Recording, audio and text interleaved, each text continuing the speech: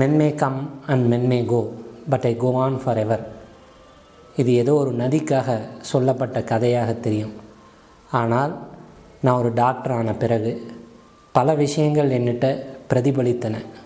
அதன் மூலமாகத்தான் என்னுடைய தாத்தா ஆர்வி என்பதை நான் அறிந்து கொண்டேன். அதற்கு முன்னால் அவரை பற்றி எனக்கு அவ்வளவு தெரிந்தே இருக்க வாய்ப்பில்லை. ஏனெனில் நான் சின்ன வயதிலேயே அவர் இறந்து விட்டார். ஒரு கதை மட்டும் சொல்கிறேன், அதுக்கப்புறமா டாக்குமெண்ட்ரி தொடங்கும். ஒரு நாள் என்னிட்ட ஒரு பேஷண்ட் வந்து சென்னையில் வைத்தியம் பார்த்தார். அந்த பேஷண்ட் பார்த்துட்டு எல்லாம் பேசி முடித்து ஆப்ரேஷன் செய்த பிறகு என்னிடம் கேட்டார், நீங்கள் எந்த ஊர் சார்? நான் கும்பகோணம்னு சொன்னேன். அதுக்கப்புறமா சொன்னேன், எங்கள் தாத்தா கூட டாக்டர் தான், டாக்டர் வெங்கட்ராமன் அப்படின்னு நான் அவர்கிட்ட சொன்னேன். அவர் உடனடியாக ரொம்ப சந்தோஷம் சார் அப்படின்னு சொல்லிவிட்டு, எங்கள் அப்பாட்ட சொன்னால் எங்கள் அப்பா வந்து நேரடியாக உங்களை பார்ப்பார் அப்படின்னு சொல்லி 85 வயதான முதியவர் நேரடியாக என்னுடைய ஆஸ்பத்திரிக்கு வந்து என்னை சந்தித்து அவர் சொன்ன ஒரே ஒரு விஷயம், என்னுடைய பையனுக்கு சின்ன வயசில் ஏதோ டிபி இருந்துச்சு, அதுக்காக வாரத்துக்கு 3 நாள் இன்ஜெக்ஷன் போடணும், நான் வருவேன், அப்போ தாத்தா மாடியில் ப்ராக்டிஸ் பண்ணுவார், டேய் ஏன்டா குழந்தைய தூக்கிட்டு ஏறி வர அப்படின்னு சொல்லிவிட்டு வண்டி வந்து நின்னதும் நான் போய் மூஞ்சியை நீட்டினதும் கீழே போடா நான் வரேன் அப்படின்னு சொல்லிவிட்டு வண்டியில் வந்து அந்த இன்ஜெக்ஷனை போட்டார் அப்படின்னு சொன்ன ஒரு கதை இது. இதே போல் பல பேர் மூலம் நான் தெரிந்து கொண்ட விஷயங்களாகத்தான் ஆர்வி, அதாவது ஆர் வெங்கட்ராமன் என்னுடைய தாத்தா, அவரை பற்றின இந்த ஒரு சின்ன தொகுப்பு. பல பேர் வாய் மூலம் அவர் என்ன செய்தார், அவர் எதற்காக வாழ்ந்தார் என்பதை சொல்லும் ஒரு சிறிய கதை. 13/8/1916 அன்று திருவோண நட்சத்திரத்தில் திரு ராமசுவாமி திருமதி தவளாம்பாள் தம்பதிகளுக்கு பிரம்மஸ்ரீ தேதியூர் சுப்பிரமணிய சாஸ்திரிகளின் ராமாயண பிரவசனத்தின் அருளால் ஆண் குழந்தை பிறந்தது. ஆகவே வெங்கடராமன் என்று பெயர் சூட்டப்பட்டது. 1 முதல் 5ஆம் வகுப்பு வரை தேதியூர் பள்ளியிலும், 6, 7, 8ஆம் வகுப்புகள் விஷ்ணுபுரம் ஜார்ஜ் உயர்நிலை பள்ளியிலும், 9வது கும்பகோணம் நகர மேல்நிலை பள்ளியிலும், 10 மற்றும் 11ஆம் வகுப்புகள் சிதம்பரம் ராமசாமி செட்டியார் டவுன் ஹை ஸ்கூலிலும் பயின்றார். அங்கு முதல் மாணவனாக திகழ்ந்தார். அதன்பின் அண்ணாமலை யூனிவர்சிட்டியில் இன்டர்மீடியட் ஸ்காலர்ஷிப் பெற்று பயின்று வந்தார். இன்டர்மீடியட் படிக்கும் பொழுது சிவகாம சுந்தரியுடன் திருவிடைமருதூரில் திருமணம் நடைபெற்றது. மெட்ராஸ் மெடிக்கல் காலேஜில் செலக்ட் ஆனதால் தடம் மாறியது. மெடிக்கல் காலேஜில் சேர்ந்த 2வது வருஷமே அப்பாவும் காலமாகிவிட்டா. பணக்கஷ்டம் வேறு. அம்மா ரொம்ப சிக்கனமாக இருந்து கூட கடைசி வருஷத்தில் 40 பவுன் காசு மாலையை விற்று என்னை படிக்க வைக்கிற மாதிரி ஆயிடுதுன்னு சொல்லியிருக்கார். தன் கிராமத்தில் பள்ளி இல்லையே என்று அவரும் அவரது ஒன்றுவிட்ட சகோதரர் ஸ்ரீ வாஞ்சி ஐயரும் சேர்ந்து தங்கள் இடத்தில் ஸ்ரீ சங்கரா துவக்கப் பள்ளியை தொடங்கினார்கள். இன்று அந்த பள்ளி நடுநிலை பள்ளியாக நடந்து வருகின்றது. மெட்ராஸ் பிரசிடென்சியில் இருந்ததால் இந்தியா முழுவதும் நட்பு வட்டாரங்கள். அதில் கர்நாடகாவைச் சேர்ந்த டாக்டர் வாசுதேவராவும் ஆந்திராவைச் சேர்ந்த டாக்டர் வெங்கடேஸ்வரரும் மிக நெருங்கிய நண்பர்கள். We are so close that some people feel we are a small little family. And I'm very glad our friendship among 3 of us, the way we will be friends, will be carried on by our children, and that is with British special. Doctor Vasudevarao கொடுத்த ரூபாய் 500 கொண்டு 1942 கும்பகோணம் காமாட்சி ஜோசியர் தெருவில் clinic ஒன்றை துவங்கினார். My name is Arvamudan. I belong to Kumbakonam. My father's name was Chikka. We were all good friends of Dr. Venkatraman. I first met Dr. Venkatraman in the year 1945. My first impression was he was an extraordinarily intelligent person with a magnificent personality, ready to go and help others for advice or any matter. 1950 13 மடத்து தெருவிற்கு மருத்துவமனை மாற்றப்பட்டது. Government ஹாஸ்பிட்டலில் honorary சர்ஜனாகவும் இருந்தார். கிட்டத்தட்ட 300 நோயாளிகளை ஒரே நாளில் பார்த்து வைத்தியம் புரிவதில் வல்லவர். டாக்டர் ஜேக்கப் கூட விளையாட்டாக GHOPயை விட வெங்கட்ராமனிடம்தான் கூட்டம் அதிகம் உள்ளது என்பார்கள். அதே மாடியில் ஓவியர் சில்பி பல சமயம் தங்கியிருந்து எண்ணற்ற ஓவியங்களை வரைந்திருக்கின்றார். பலதரப்பட்ட மக்களையும் பார்ப்பார். வேத பாடசாலை மாணாக்கர்களுக்கும் கொட்டையூரைச் சேர்ந்த வள்ளலார் இல்ல மாணவர்களுக்கும் இலவச வைத்தியம் பார்ப்பது அவரது விருப்பம். அவற்றில் ஸ்ரீ சுப்பிரமணிய சாஸ்திரிகள் இப்பொழுது சில வார்த்தைகள் உங்கள் முன்னால் கூறுகின்றார். கும்பகோணம் மடத்து தெருவில் ஸ்ரீ பெரியவாருடைய மடத்துக்கு இழுத்தாப்புல டாக்டர் ஆர் வெங்கட்ராமன்னு எல்லாருக்கும் தெரியும். சின்ன குழந்தைகள் பெரியவாள்லேருந்து எல்லாருக்கும் தெரிஞ்சிருக்கோம். ஏன்னா எல்லாரும் அவருடைய வைத்தியத்துக்காக காத்துட்டு அவள் எல்லோரும் வந்து வைத்தியம் பண்ணிப்பா அவர்கிட்ட. எனக்கு வாத்தியாராக இருந்தவர் 7வது தலைமுறைக்கார தர்மராஜ ஸ்ரோதிகள்னு சொல்லுவாள்.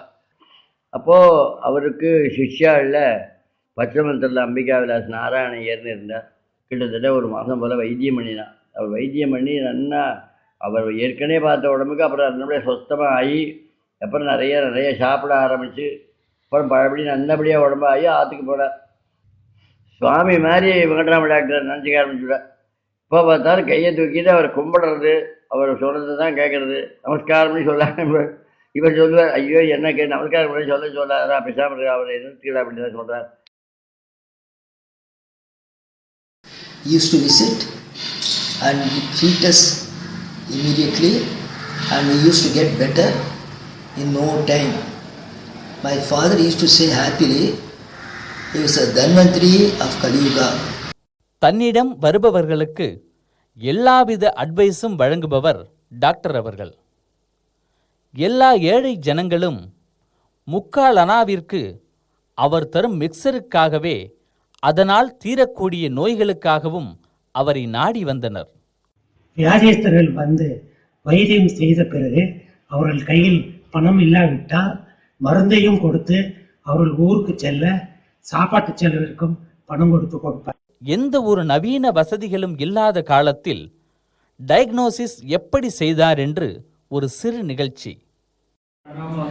இல்லை ஃபெசிலிட்டிஸ் இல்லாத காலத்தில் 60s இப்பெல்லாம் டக்குன்னு ஸ்கேன் பண்ணு எல்லாம் சொல்கிறாங்க. பட் அப்போ ஒன்றுமே கிடையாது. ஜஸ்ட்டு போன உடனே அவங்க பார்த்து இண்டஸ்ட்ரைனில் இது மாதிரி ஸ்டொமக் ஹெவி இதுன்னு ஜஸ்ட்டு பார்த்துட்டு உடனே இது வந்து இண்டஸ்ட்ரைன் ஸ்டிக் ஆகிருக்கு, அப்ஸ்ட்ரக்ட் ஆகிருக்கு, இது எனி டைம் பர்ஸ்ட் ஆகலாம்.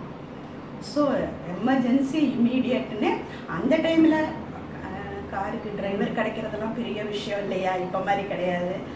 உடனே டிரைவர் ஒருத்தரை கும்பகோணத்தில் அரேஞ்ச் பண்ணி அப்பாவும் அம்மாவும் தான் பேக் சீட்டில் படுக்க வச்சு ரஷ் பண்ணி வந்து இங்கே தியேட்டரை ரெடி பண்ணி வச்சு எமர்ஜென்சியாக பண்ணி சக்ஸஸ்ஃபுல்லாக ஆகிடுச்சு.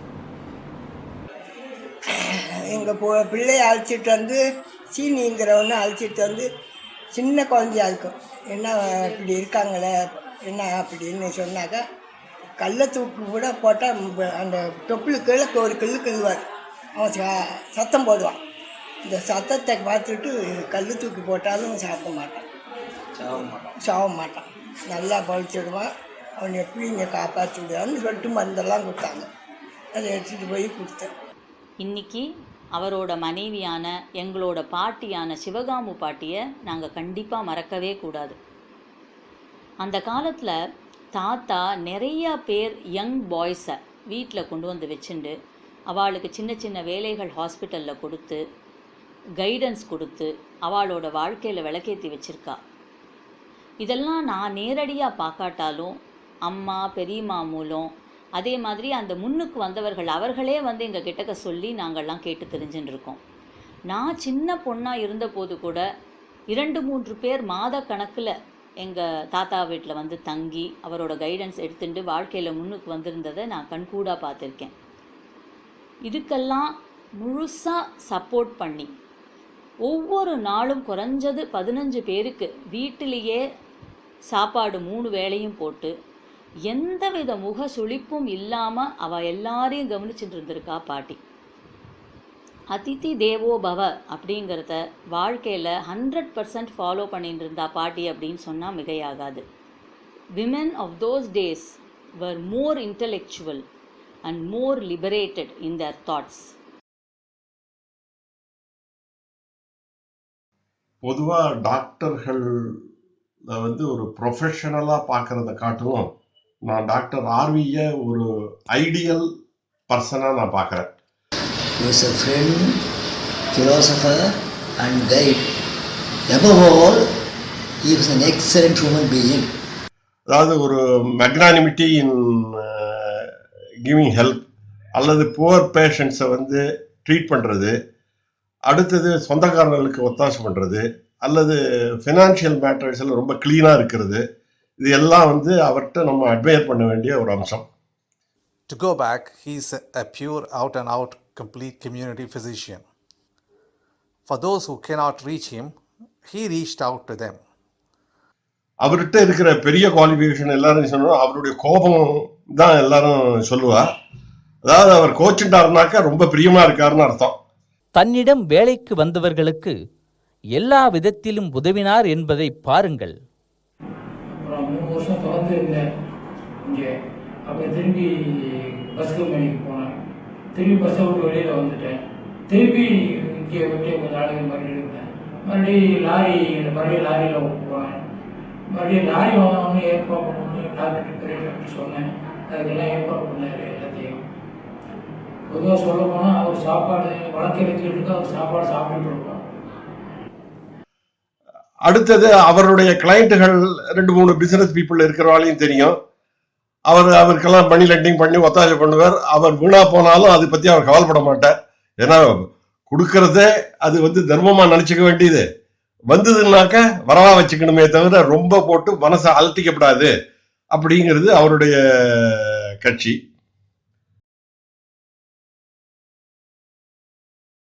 அவருக்கு பப்ளிக்கில் ஜஸ்ட்டு ஒரு ட்ரீட்மெண்ட் மட்டும் இல்லை, கம்யூனிட்டி சர்வீஸ் செய்யணும்னு அவருக்கு ரொம்ப ஆசை உண்டு. அதனுடைய தாக்கம் எனக்கும் வந்தது. அதனால் எனக்கு ஒரு அட்வான்டேஜை கிடச்சி லெப்ரசி ஒர்க்கு எப்படியாவது செய்யணும். மகாபெரிவாளுடைய ஆகியின் பேரில், மகாபெரிவாவில் அதுக்காக ஜெயேந்திரோடைய ஆகியின் பேரில் இந்த ஊரில் ஹிந்து மிஷன் ஹாஸ்பிட்டல்னு ஒன்று ஆரம்பித்தோம். 6 தாலுக்காவில் 12 லட்சம் பாப்புலேஷனை கவரேஜ் பண்ணி ஒரு பெரிய ப்ராஜெக்டாக அது நடந்தது. ஹிந்து மிஷன் பொது நோயாளிகள் பிரிவு 14/12/1977 ஆண்டு இன்னம்பூரில் தொடங்கப்பட்டது. 15/4/1981 முதல் 31/3/1998 வரை தொழுநோயாளிகள் பிரிவு நடந்தது.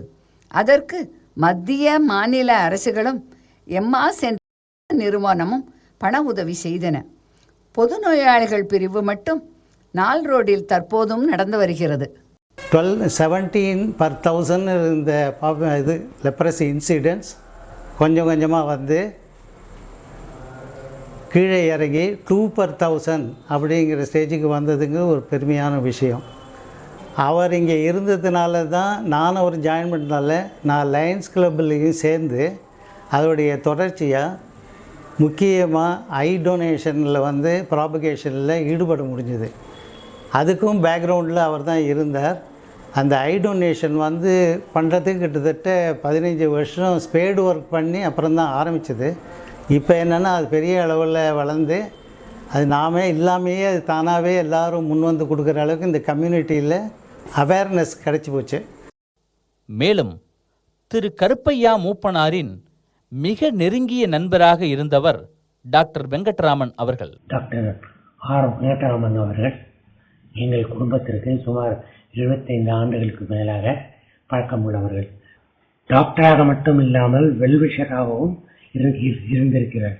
நான் என்னுடைய வாழ்க்கையில் முதலில் நான் கேட்பரி ஏஜென்சிக்கு இருக்க முன் வந்த பொழுது அவர் எனக்கு ஒரு கடிதம் போட்டார். அந்த கடிதத்தை நான் இன்றும் மறக்கவில்லை.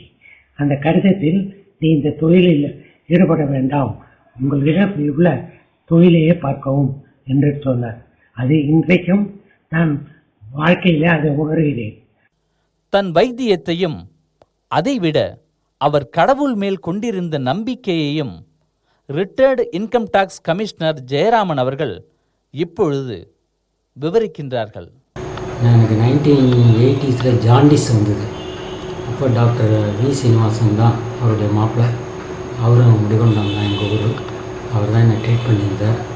ஆனால் அது ஜாண்டிஸ் சரியாக ரெஸ்பாண்ட் பண்ணாத ரொம்ப பெக்யூலியராக என்னெல்லாமோ டெவலப்மெண்ட்லாம் வர ஆரம்பிச்சிருச்சு. ஒரு ஸ்டேஜில் டாக்டர் சீனு அவர் மாமனாருக்கு ஃபோன் பண்ணி நீங்கள் வந்துடுங்கன்னு சொல்லி அவர் வந்துட்டார் இங்கேருந்து. சரி, வடகோபனூர்னு ஒரு ஊர் இருக்குது. அந்த ஊர் மாரியம்மன் வந்து மஞ்சள் காமாலைக்காக வேண்டிக்கிற மாரியம்மன். அந்த மாரியம்மனை நான் வேண்டிக்கிறேன், எனக்காக அவர் வேண்டிட்டு பிரார்த்தனை பண்ணிக்கிறோம் அப்படின்னு சொன்னார். சரி, நான் டாக்டரே வந்து நீங்கள் சுவாமியை பிரார்த்தனை பண்ணிக்கோ அப்படின்னு சொல்கிற அளவு வந்தாச்சு அப்படின்னு எனக்கு கொஞ்சம் மனசில் கஷ்டமாக தான் இருந்தது. போயிட்டு மத்தியானம் இதுக்கு நடந்தது காலையில். மத்தியானம் 2 மணிக்கு மறுபடியும் வந்தார். ஒரு கூட ஒரு வயசான டாக்டர் ஒருத்தர் அழைச்சின்னு வந்தார். அவர் வந்து டாக்டர் ஆர் வெங்கட்ராமனுடைய குரு. அவர் வந்து ப்ராக்டிஸ் பண்ணுறதுக்கு நிறுத்திவிட்டார் அந்த சமயத்தில். அவரை போய் அழைச்சின்னு வந்து இது மாதிரி எனக்கு ரொம்ப ஃப்ரெண்டு, நீ வந்து பார்க்கணும் அவரை அப்படின்னு சொல்லி அவரை அழைச்சின்னு வந்தார். அவர் வந்து பார்த்துட்டு முதல்ல ஹி சஸ்பெக்டட் டியூபர்குலோசிஸாக இருக்கும் அப்படின்னு. அப்புறம் பார்த்துட்டு இல்லை ஜாண்டிஸ் தான், ஒரே ஒரு ட்ரீட்மெண்ட் தான் ஒன்று சொல்கிறேன், தினம் 1/4 கிலோ குளுக்கோஸு எதுலேயோ கலந்து நீ எப்படியோ குடிச்சிடணும் அப்படின்னா. சரி டாக்டர் அப்படின்னா அது குடித்தேன். அதுக்கப்புறம் அதுலேருந்து ரெக்கவர் ஆகி கொஞ்சம் கொஞ்சமாக வீக்கெல்லாம் குறைஞ்சி ஃப்ளூயிடெல்லாம் தானாக அப்சர்வ் ஆகி அதுலேருந்து வந்துட்டு அந்த ஜாண்டிஸ்லேருந்து நான் பழைச்சி வந்ததுங்கிறது the entire credit goes to doctor R Venkatraman. தானும் பல நோய்களினால் தாக்கப்பட்டார். காஞ்சி மாமுனிவரிடம் அவருக்கு இருந்த அசைக்க முடியாத பக்தியும் அவரது நோயாளிகளின் பிரார்த்தனைகளுமே அவரை அவற்றிலிருந்தெல்லாம் மீள வைத்தது என்றே கூறலாம். என் அப்பாவிற்கு 1968 ஓரல் கேன்சர் வந்து சென்னை கேன்சர் இன்ஸ்டிடியூட்டில் வைத்தியத்திற்காக சென்றார். கோபால்ட் தெரப்பி அண்டு எல்லாம் செய்து முடித்தவுடன் காஞ்சி மகானை தரிசிக்க காரிலேயே ராஜமகேந்திரத்திற்கு சென்றார்.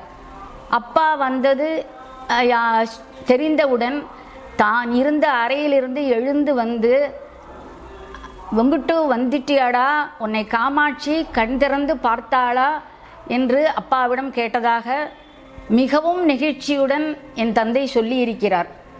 அது கொஞ்சம் சரியாக போனவுடன் I think it must be 1977 போய் பெரியவர்களை காஞ்சிபுரத்தில் பார்க்க போனவுடன், எழுத்தாத்துக்காரன் வந்திருக்காண்டா, அவனுக்கு வந்து சேரை போடு, 2 காலும் ஃப்ராக்சர் ஆகிட்டு வந்திருக்கான், அவன் அதனால் தரையில் உட்கார சொல்லாத, கொண்டு வந்து சேர் போடு என்று சொன்னார் என்று சொல்லி இருக்கிறார்.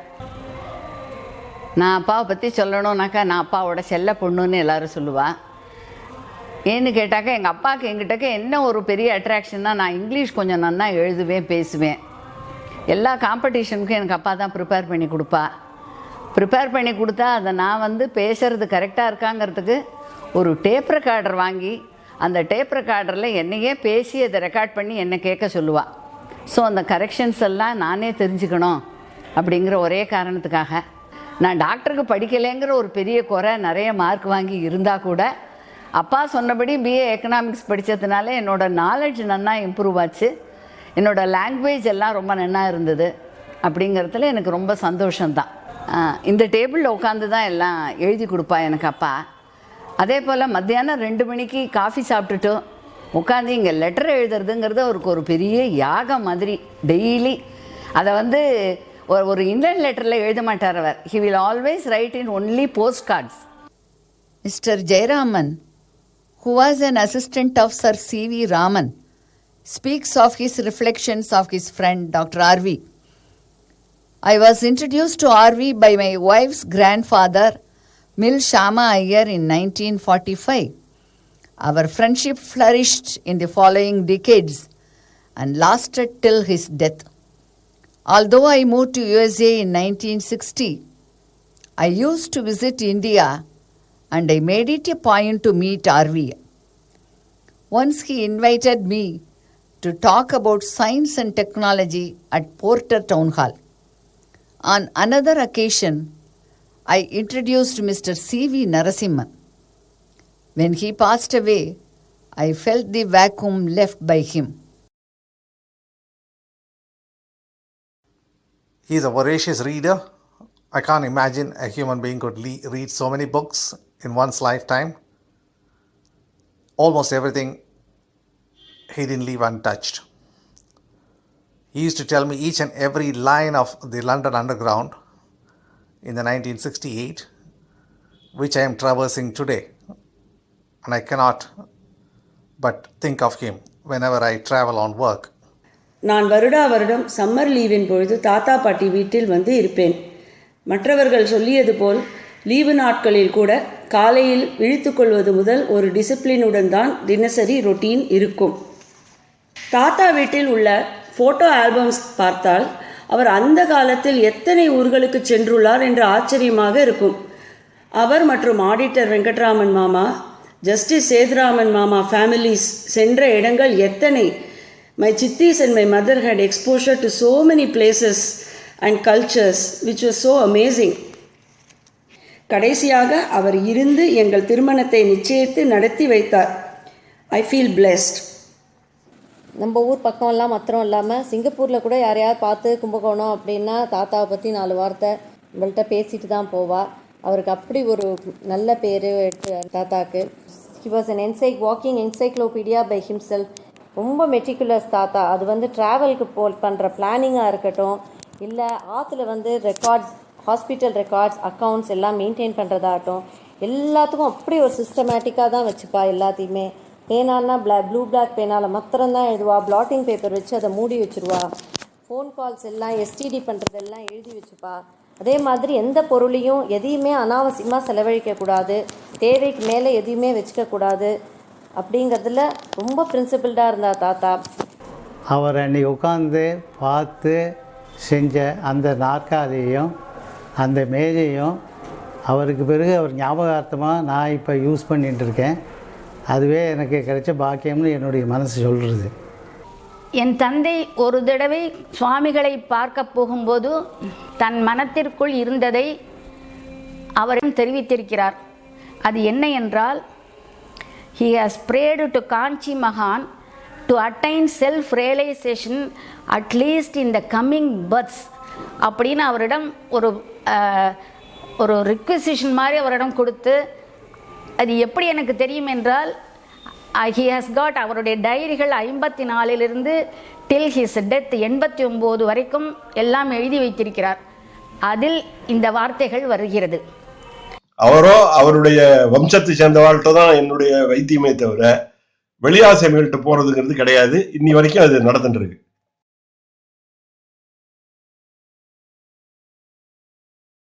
(1991) First eye donation in Tanjore district by Dr. K. Venkatraman. 2003, Dr. Arvind becomes the first ever postgraduate to finish MRC of UK before MS.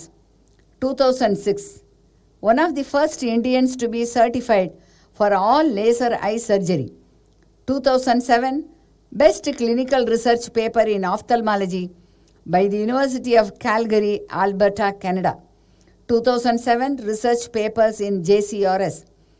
2010, BC Roy Award for Young Doctor ISM. 2010, first customized toric multifocal in Asia. 2011, award for surgery by American Society of Cataract Refractive Surgery, first micro shunt for glaucoma in South India. 2013, Dr. Arvind's surgery gets a place in International Video Journal of Ophthalmology. First toric IOL series publication from India. First ever layered eye transplant in Kumbakonam. Now bring the iView 3D OCT and complete eye scan technology first for you. 2014, first transplant in Kumbakonam. Crossed 25,000 eye surgeries. 2015, tertiary care services started. 2015, Venkatraman Trust helps 1 lakh poor patients. 2016, Bale Bharat Award for Dr. Arvind. 100 years in patient care over 4 generations. New upgraded facility in Chennai. Completion of NABH audit. Audio Jungle.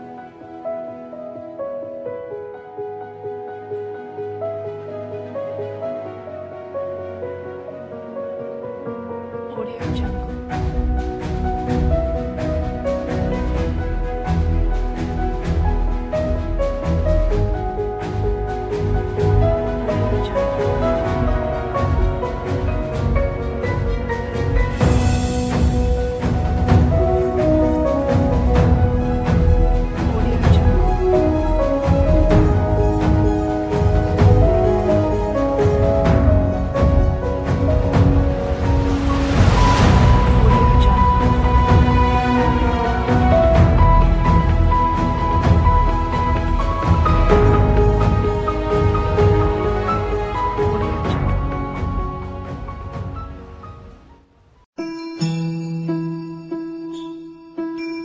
जय जय शंकर हर हर शंकर जय जय शंकर हर हर शंकर जय जय शंकर हर हर शंकर हर हर महादेव शंभो काशी विश्वनाथ गंगे हर हर महादेव शंभो काशी विश्वनाथ गंगे हर हर महादेव शंभो काशी विश्वनाथ गंगे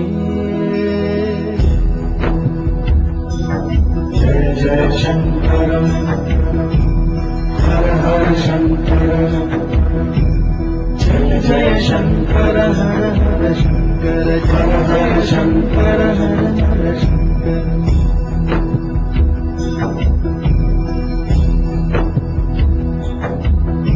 श्रुति स्मृति पुराणानाम् आलयं करुणालयम् नमामि भगवत्पादं शङ्करं लोकशङ्करम् जय जय शंकर हर हर शंकर